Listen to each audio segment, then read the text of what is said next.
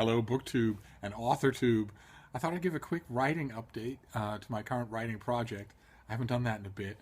When last I mentioned it, it was a thing called Darlington Investigates, and the heart of it was a typical breezy 1920s amateur sleuth whodunit, in which a leisured country gentleman named Darlington solves a crime in an English country house.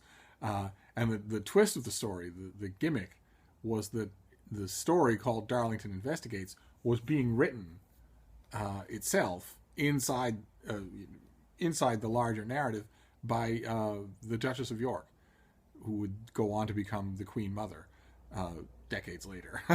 And while she was writing the story of Darlington Investigates, she was also going to be encountering what she considers, mistakenly, to be a murder mystery herself in the English country house where she's staying. It was going to be a lighthearted romp, basically a comedy.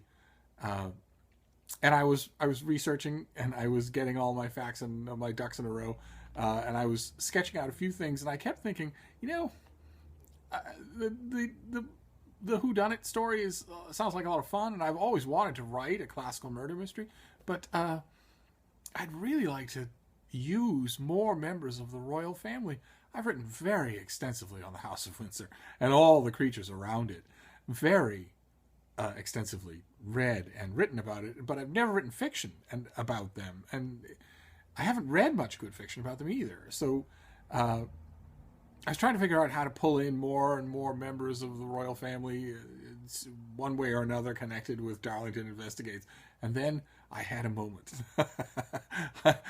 That story eventually grew, quickly metamorphosed into something much different that will allow me to use all members of the royal family, but in a totally new way. It's a much more ambitious story now, and I've been researching and to my heart's delight for the last solid week. And the basic premise of the new story, which I think the working title will just be The House of Windsor, or maybe just House Windsor for now. The basic background premise is that King Charles I won the English Civil War, ruthlessly put it down, retained control of his country's finances, his country's military, his country's politics, and in this conceit, permanently stopped the growth of constitutional monarchy in England, so that throughout the following centuries and definitely into the 20th century, England is still an actual monarchy. The House of Windsor doesn't only reign, it also rules. The Queen is not ceremonial. She holds her power over everything herself. and so do her children and all of her family. And the minute I started to think about that, about reimagining an alternate 20th century in which for the second half of it, Queen Elizabeth II was an actual reigning monarch, the minute I started thinking about that, the ideas just started popping like popcorn, and I love that feeling. That wasn't happening with Darlington Investigates, which is a perfectly charming story, but it wasn't getting my pistons pumping. And this is, because now all of a sudden you have all sorts of variables in play. And that's going to be the story now.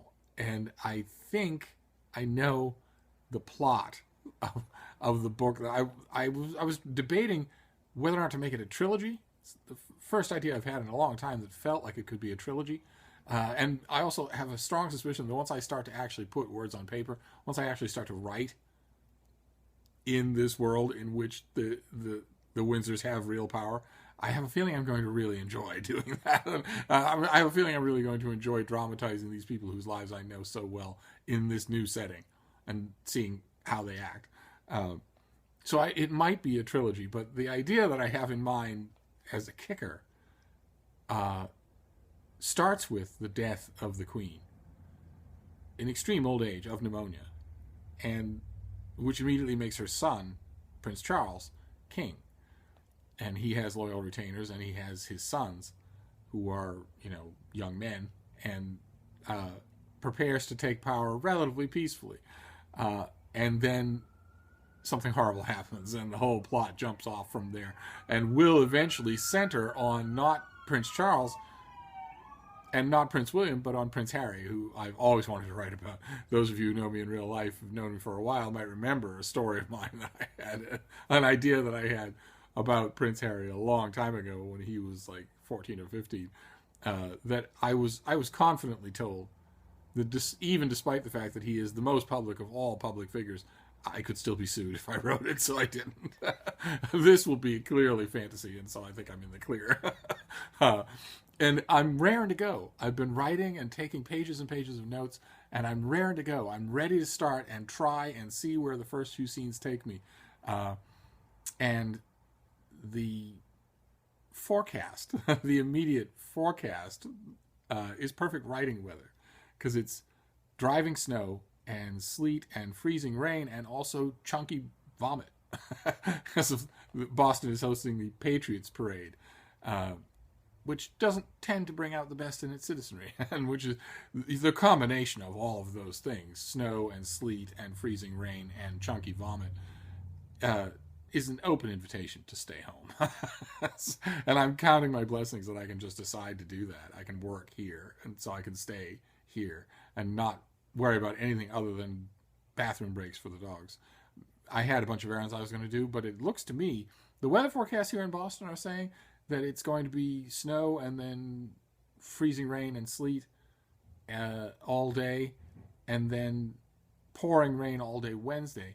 But my live radar apps say a different story. Judging by them, looking at their size and wind speed and whatnot, I don't think there's any chance that it's going to be raining on Wednesday in Boston. It's going to be beautiful, I think, warm, but I don't think it's going to be pouring rain all day. So Wednesday seems to be the day when I can do the errands that I had planned tomorrow. So I will just do that instead. Or I guess by now it's today, isn't it? Oh God. The distinctions blur a little when you live around the clock. But anyway, that is a writing update for AuthorTube for Belated Manuscript Monday on House of Windsor, which I'm looking forward to writing a lot more than Darlington Investigates. And I'll try to keep you updated on how it's going. And of course, in the comments field, those of you who are writing something now, I'd love to hear how it's going. And I'll see you all soon. Thank you, BookTube.